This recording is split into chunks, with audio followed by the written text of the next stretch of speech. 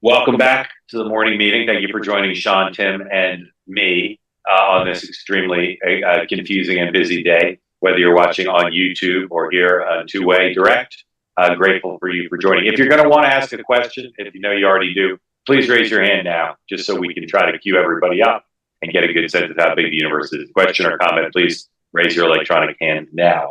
We're going to talk, for starters, about the Republicans, about the convention tonight with Donald Trump's speech, some of the other things that are going on. We want to kind of get that out of the way, as huge a story as Trump's speech is and some of the other things going on here. We really want to devote a lot of what we talked about today to what's going on with the Democrats, which is just a massive story. So we'll talk both about what's going on with Joe Biden, as well as some of the issues connected to this notion of, if it's not Joe Biden, if he does make a decision to not run, what happens after that with either Kamala Harris or what's behind door number 3. And we'll talk about some of those issues. The president, as you all know, is back in Delaware. He's got COVID and he's secluded, trying to get a handle on whether he's got incoming calls or outgoing calls, amid reports, as probably most of you know, that he is open now, reports say, to looking at the prospect of Kamala Harris and what else, and figure out also where Nancy Pelosi is. She's not in the daybook, but as far as I know, she's still in San Francisco, but we're working on that. The vice president's going to North Carolina, a state she spent a lot of time in doing political events. It'll be interesting to see if she does become the nominee, if her electoral college map and its emphasis looks any different than the president's. And I think North Carolina would probably be a greater emphasis for her because of the demographics there maybe than it would be for a Biden-Harris ticket, where it is now. And her events are around 2 Eastern time. And Donald Trump will give his speech tonight. Don't know the exact start time. Don't know too many of the other speakers tonight. The theme, Make America Great Once Again. UFC Dana White is supposedly introducing the president, or at least near him. Melania Trump and Ivanka are expected to be here, not expected to speak, or at least not speak at length. Mike Pompeo is expected to speak, according to some reports, but we'll see who ends up being as part of that program. And also, I'm super curious to see how long President Trump's speech is. So, again, if you want to get into the conversation, please raise your electronic hand, and we'll get to as many of you as we can. I want to start with Sean on the question of the President Trump's speech tonight. Seems like they're advertising it as kinder, gentler Donald Trump, less about January 6th and stolen election, more about how he feels about America and his own situation and that unity after the assassination attempt. So, Sean, what do you think? So I think after listening to some of the media reports, I remember you got to grade on a curve when you talk to Trump. They're like, it's going to be softer and kinder, but it's still Donald Trump. So he's not going to do the whole touchy-feely empathy thing, but I think he will weave in how this event last Saturday night shaped his life. And if you haven't watched the video, when you stop for a moment, regardless of your thoughts about Trump, and realize how close those bullets did come to his head, I think that some of the things that we're seeing on TV are real, the impact that something like that has on your life. And I think he will weave that in. I think he will talk about Biden and the border and stuff, but I don't think you're going to see the retribution, the January 6th, the stolen election. That doesn't make sense tonight. He will talk about the border. He will talk about aggrieved men and women. I think it'll be the amped up version of what kind of JD talked about last night. But I have a feeling tonight you're going to hear a great speech. I think Melania will come out at the very end when they bring the family out. I think Ivanka will be there. I mean, it'll be the great reveal, maybe at the beginning. But look, this gets back to the whole showman thing. It's not going to be just him walking out on stage. There's going to be more. He gets that, and I think you're going to see it in spades tonight.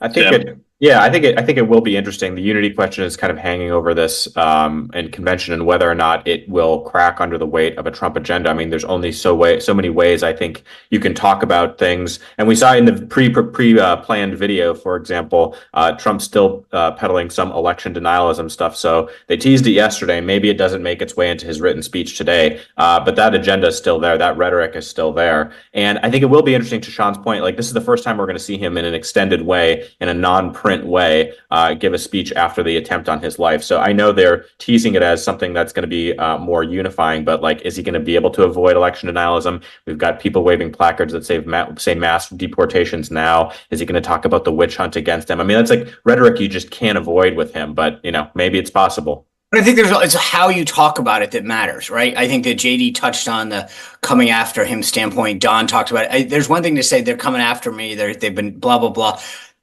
Then delving into it the way you would at a rally, and so the last thing I would just say is look. I said President Biden gave a great State of the Union speech. I think reading a speech from a teleprompter is not. I mean, it's there's still a bit of talent that goes into that, but giving a speech to me is not the be all and end all. This is one night. I don't think it's going to move the needle one way. I think he'll do great. I think the programming's been fantastic. That being said, I don't think people go, God, I heard this speech at the convention, I'm voting for Trump. This is an iterative process. We've got 4 months to go.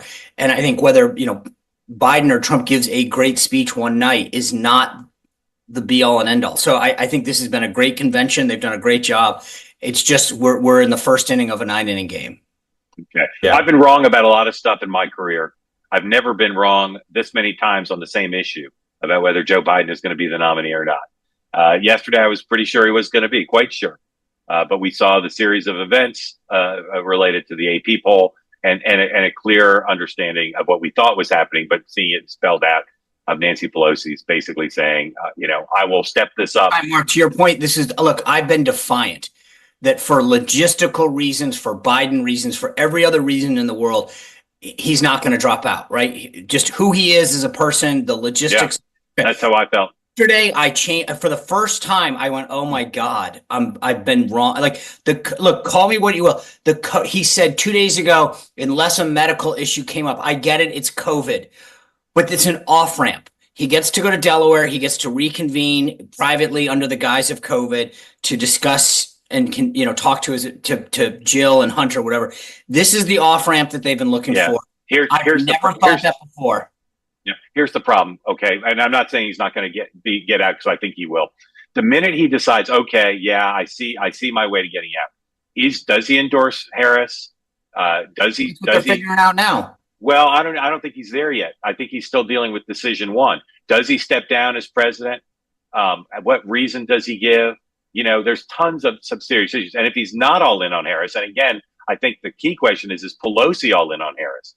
Because a lot of Pelosi's donors and a lot of her members and a lot of the data suggests trading Harris in for Biden may not help them, hold the White House, and it may hurt some of their candidates where Biden can be stronger. So I think there's a lot that has to happen.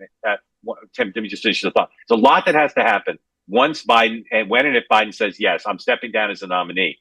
And he's such a bad decision maker. And even if they want to do the roll call later and later, he may not finish a decision. Well, that was them pushing that roll call vote to the right yesterday was a signal they were giving him some extra time. Yeah, and giving themselves some extra time.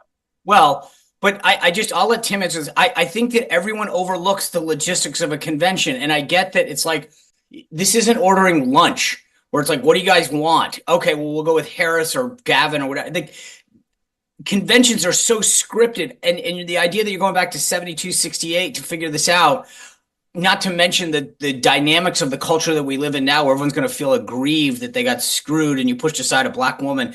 I'm telling you, this is... I think your point about the decision-making, Mark, and then I'll stop, is that it's not one decision. It's a big decision. And if he goes, how many of them does he want to make? How many does he want to say, I'm in charge of the convention still? And if it's not Harris, and I'll just say really quickly, there's a but one emerging thing is he basically says, I'm for Harris, but I think it should be an open process. She should go earn it at the convention.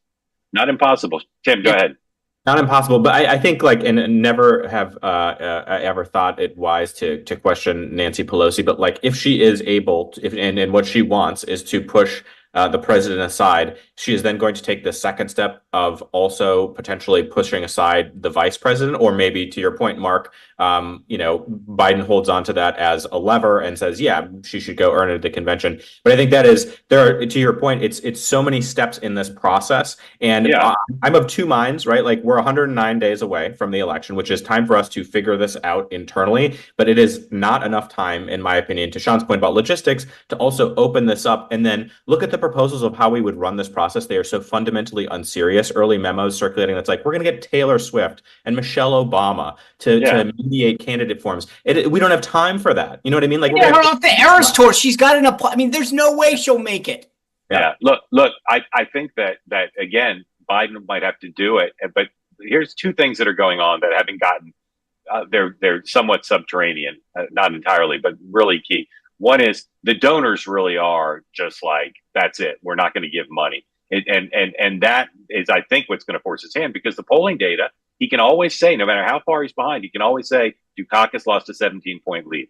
But the absence of money, I think, is the thing that they're using to force his hand. The staff is in revolt, and someday someone will write a great book about what happened with Ricchetti and Donlin and Anita Dunn and the other senior staff. It is really grim in there, and it's really this team that hasn't leaked and has basically had each other's backs and has been pretty collegial. It is not where that is right now, and that also could force his hand. One point on that: whoever the new nominee would be, we all know. I mean, again, this gets back to my point: the idea of putting together a presidential team. They could put a ground operation, whatever, doesn't just happen. And you're going to want to do is take over this crew. So I'm just telling you, like Harris is the closest to have run a full presidential campaign But just to be clear, part of why Biden's justification to not get out is he agrees with you, Sean. He doesn't think somebody could stand this up. And to the Harris point, I don't know how well either of you guys know her. I could see her, even though I don't think this is in the end what she'd do. I could see her looking at this and saying, "I can't run with these Biden people. They don't trust me. They're the ones who go around trashing me, saying I can't get elected president. If I did, I'd be a horrible president." She may not have any much of a team either. And I hold open the possibility that even if Biden and Pelosi don't try to eliminate her, and I don't know if they tried, if they'd succeed, I hope the possibility that she might take a pass. So here's the caveat on that. If I were her, I would say, Mr. President, if I do this, we're walking. I mean, here's the deal. What if you step down, I become the incumbent, and then I run? And then, I become the president for a few months, and I don't run because I say I got to run the country. And then the question is, did the Obama, Clinton, Pelosi, Schumer settle on a ticket? And at that point, it could be Gavin. And I don't know. People have mixed feelings about whether Gavin could beat Trump, but maybe he could. Maybe he could. All right, let's go. Yeah, go ahead. No, go ahead. Let's go to your question. Start with Zoom user. Unmute Zoom user with the bridge behind you. Good morning, Mark. Good morning, you all. I don't think anybody can look at themselves and blame them for being unable to read the tea leaves. I think that this situation is so complicated that you can't really do it. It's just too complicated. But the only thing I say about that is I have colleagues and friends who have been definitive he's going to get out. So if he does end up getting out, they somehow read it better than I did. Go ahead. Well, that may be, but that's one can never tell on those things. But I don't think there's any way that Kamala Harris can run and be elected to the to president of the United States. I don't believe that. I think that she is incapable of doing it. I think after looking at JD last night, I can't even imagine her trying to stand up in a debate. Are you a Democrat or Republican, or a Trump voter or a Biden voter? Republican. I'm a Trump voter. Voter. All right. So look, that's the consensus view in the Republican Party, not to be afraid of her. Although some Trump strategists are, not taking it for granted and are prepared. Tim, your party is divided. I talk to Democrats who agree with that point of view that she couldn't possibly win, but I talk to people who say she could energize young people. There's ways in which she might be a stronger candidate. What do you think? Yeah. I mean, look, I think the vibes right now are that she would unify the party. The best metaphor that I've heard for this is that you are stuck in the rain, you don't have an umbrella. There's a coworker of yours, not your favorite coworker, pulls up and invites you to get in the car, give you a ride to where you need to go. And during that ride, you are just thankful for them. You're reevaluating. Maybe they are a really good person. I love this person. They drop you off, and then maybe you go back to not being the biggest fan. But during that ride, which will be this primary, you are going to love that person. And I do think that is the general tone that I'm hearing from people on the left, Bernie bros, who are, unironically excited about it, if it is a possibility. So not getting over my skis, but I think there's also some re-energization that will come if she is the nominee. That's a great analogy, Tim. I actually spot on. I think exactly right. They will coalesce around her and say, Biden did the right thing. We got to suck it up now, no matter who it is. So I think that's. Yep. That's possible. All right, Dan Turntine, who worked with Hillary Clinton, but also worked with Nancy Pelosi and knows her people. Dan, you and I agree that Nancy Pelosi is not winging this. She's got a thought through. So just talk about why you think that and what you think she might be thinking about how to proceed beyond pressuring Biden out of the race. Yeah, I mean, as you say, full disclosure, she was a client of mine years ago on the political side and as a lobbyist working with her at times and against her. I just cannot fathom that she has not thought through or given serious thought to the day after question. I mean, she is just not one to kind of shoot and then wake up the next day. Her staff is some of the most sophisticated and they tend to work very quietly. I mean, it's one of her hallmarks. Her fingerprints are on it, right? But like she navigates pretty well. So I have to imagine that they have given a lot of thought about Kamala. So why not float? So why wouldn't they float? That being, I agree with you on that. Everything I've said. So wouldn't you, if you're Nancy Pelosi's staff, if you want this outcome, like, I mean, to Tim's point, the nuttiness of like Carville and these guys, like, we'll have Taylor Swift moderate debates is nuts. Why wouldn't you, if you're Nancy Pelosi's staff, give people a plausible answer and say, guys, here's how we could do it? But privately, I think go ahead, Dan. Go ahead. Yeah, I mean, I think one thing, Sean, 10 days ago when Jim Clyburn kind of said, I endorse a mini primary, I think there are some smoke signals that you've got to deal with the CBC, right? I mean, they are the kind of 800-pound gorilla behind Kamala. Like, if they all stand up behind her, that is except I think some of them secretly don't think she'd be a strong candidate. And that's the thing. And I also know Nancy's relationship with Kamala is complicated, right? They both come from the Bay Area. They have a lot of mutual friends. Kamala's, history as a campaign manager and a decision maker is checkered. She knows that well. So, I don't, it would be getting a little ahead, but I would imagine you will start seeing more signals here pretty soon about what a process would look like. So look, the voters are the delegates, right? Assuming they make this change before the roll call, the voters are the delegates. The delegates are Biden-Harris delegates. You're not going to have a democratic process. You're not going to have primaries and caucuses. You're not going to have an internet primary. So if you want the strongest ticket, and again, most people say Shapiro, Whitmer, right? If you want that to be the ticket, then if the Obamas and Biden and Nancy Pelosi and Chuck Schumer said they want that to be the ticket, will people say that's undemocratic, or will they say, but Sean, you're just going to throw it open to the delegates and the super delegates? No. But I'm saying that, like, look, you're asking, will they say? I don't see how black men and women, especially black women in the Democratic Party of today, say, okay, you guys told us we had to suck it up. Like, we're just going to walk. It's not. But that's what. There's two ways to do it. One is to get Harris to stand aside, and the other is to get endorsements from prominent black figures for that ticket. Well, I mean, I think they may preordain the ticket, but it won't appear that way, right? Like, they'll try to lead the delegates to the water, and then, it was their idea, is one way that you would do that. And I think if Obama and Jim Clyburn and that team I get back to the time. You've still got to go by August. I mean, first of all, the virtual thing goes out. You're giving up Ohio. There's no question about that. But which is fine. But I'm just saying that, like, do you think that there's enough time to pull this off?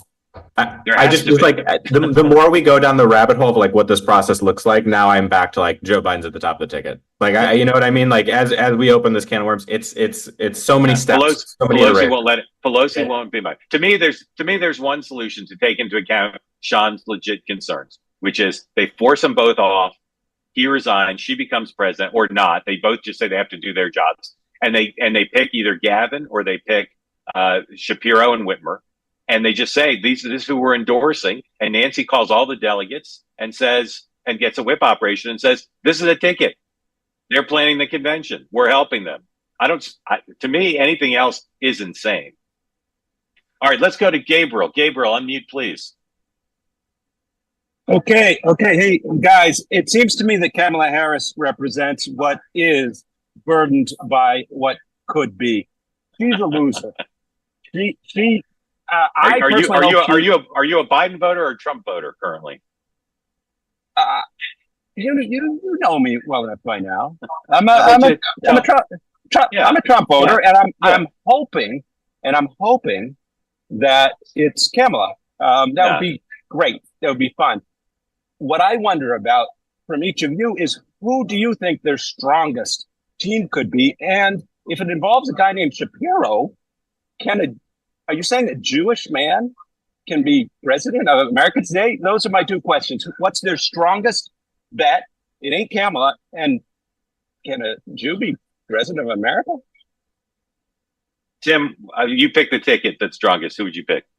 I mean, I think the question of like, can anybody be president of America? Like, we're always not there until we're there, and I think yes, it's entirely possible. But this is like the difficulty of it is like picking two names. Like, who is the ticket? I just think a reality is if Biden were to step aside, Harris. Don't wimp out. Right? That's not the question. The question is you pick the ticket. You pick the ticket. Yeah. Not who would it be. You pick the ticket. For strength, I would say I would still keep Harris because I think if you don't have Harris, I think it would be a disaster. And let's go Harris Shapiro. Okay. As you know, whenever somebody says Harris Shapiro, I make my joke. The best way to beat Donald Trump is with a black and a Jew. Sean, who's the strongest ticket? I think just look, if you bottom line is you got to still come down to those three states, Michigan, Pennsylvania, Wisconsin. So either a combination, I think Tim's kind of right, just logistically within the Democratic Party, how do you keep them together? You keep Kamala on the ticket and then you find something additive, either Shapiro or Whitmer. I think something like that. I think if I just have a hard time, I think potentially Whitmer, Shapiro, or vice versa would be maybe the strongest, but I think, and again, I'm the Republican here, but I would say that would create so many internal problems that would be a problem. So I would go with Tim's suggestion. So you either go Kamala Whitmer or Kamala Shapiro. All right, I'm going to piss everybody off before I call on Mayhill and say the correct answer is all right, Gabriel, go ahead. Then I'll give you the correct answer. Go ahead. I was going to say something after your correct answer. But if you want, I'll just say I'm speaking to you from Jerusalem when I say this. I, for one, believe that just because a man wears a tallis and a yarmulke in America today is no reason that he can't become president. So long as that man is not a Jew. Right. Very funny. The correct answer is Jamie Dimon and Kathleen Sebelius. Thank you, Gabriel. All right. Mayhill Fowler, unmute, please.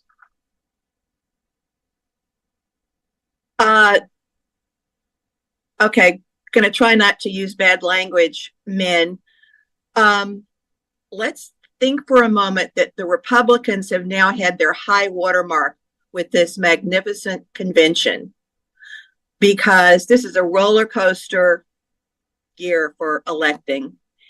And let's say that Biden steps down. It has to be Kamala Harris, I think.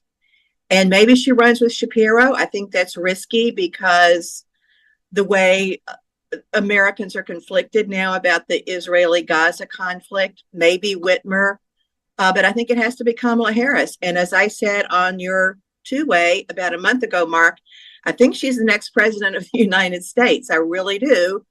And she can get there. Mayhill, let me ask you this. We have the two Republicans we heard from here who think it's laughable that she could win. Do you think they're naive? Does it daunt you at all that Republicans are not afraid to run against her? You think they don't understand her potential? They don't know her. They don't know her. I think they do. Okay. We Americans do not know her. To be specific, I interviewed her in Iowa at the end of 2007. She was, I was a nobody reporter, and the Obama campaign gave her to me as a throwaway because they didn't really care about her. So I got to interview her. And as I've said before, she's remarkably disciplined. She has that characteristic that Obama has, and she's hugely intelligent. She was a prosecutor. All right, Who would you make her running? Who would you make her? Like who would you J.D. make her? Vance, Who would you make? Who would you make her running mate? I think Shapiro. It's a Whitmer. roll of the dice, but I think if she would take it, I think Whitmer. Okay, thank you, Mayhill. Look, I will say this. No, I will agree with Mayhill that no one does really. I mean, we're on a two-way. We know her. We all are in the game. We know her. I think for the vast amount of Americans, they don't. And a couple $100 million of Hollywood money changes the game real quick. That being said, I will say one other thing. I'm not sure that not having this debate between J.D. Vance and Kamala Harris was a good idea. If I were the Trump campaign, knowing how good JD Vance is, I would have said, take her on, get her going, get some on her sooner rather than later. I think that was. I think they're being pressured because they want to do it on Fox and not CBS. I think that's probably the issue. Already caved to CNN. Might as well cave to CNN. No, they don't want to. All right, William Cole, go ahead, please. I think the ticket is Whitmer, Cory Booker. That solves the Kamala problem of people being unhappy because she was dumped. He's been a presidential candidate before. She's very attractive. She's also a victim in the same way Pence was. People tried to kill her as well as Pence. But don't underestimate Kamala. I walked the halls of the Alameda County Courthouse for 20 years. She's very good prosecutor. She knows how to make a case. She knows how to talk to a jury. And she could prosecute Trump very well, but I don't think she could win. I think a Whitmer, Cory Booker ticket would solve all the political problems. Just on the Harris point there, really quickly, what I agree with what you said is put her on the debate stage with Donald Trump, have her prosecute the case against him, and I think you would rally a lot of people. That's why I want Vance to do it first. Yeah. All right. Closing remarks. Thank you, Mr. Cole. Closing remarks. First, Tim, just give us your latest sense. Biden and what's the timetable? Does he come out again definitively and say, I don't care what Nancy Pelosi thinks, I'm in, or could he get out? I mean, I think he's in until he's out. I know that's not a super intellectualized answer, but I think that's what his friends say. His friends say he's in until he's out. Yeah. I think look, here's what I'll tell you. Whatever the CDC says right now is the COVID, that's his timeline. He's got 4 days left to isolate and to make this decision, and then he doesn't have an excuse anymore. Last thing I will say, prediction tonight, RFK shows up on the stage. Tonight. I don't rule it out. He's gone very quiet. Some of his supporters have suggested to me that that's where this is headed. And I think he had dinner with Tucker the other night. I mixed reporting on that, but yeah, RFK walking in would be pretty good. We'll cut this clip for sure and spread that around. Sean, has anyone else predicted that, or is that that's me? I'm just saying there's something going on here, and I'm telling you, I think it's that the call to him the other day, him going dark, the meetings having, something's up, and I would say that he knows he can't win, and Trump is a deal maker, and he said, "You want to be head of CDC or whatever, and we'll deal with the consequences later." And Tucker, and if I'm right that he and Tucker had dinner, and Tucker's speaking tonight, which we forgot to put in the day book, but I'm looking forward to Tucker's speech. I think it will be incredible. And I use the word incredible as an ambiguous word. Thank you all for joining us, whether on YouTube or right here. We'll see you again tomorrow, post Trump speech, same bad time, same bad channel on the morning meeting. Thank you, guys.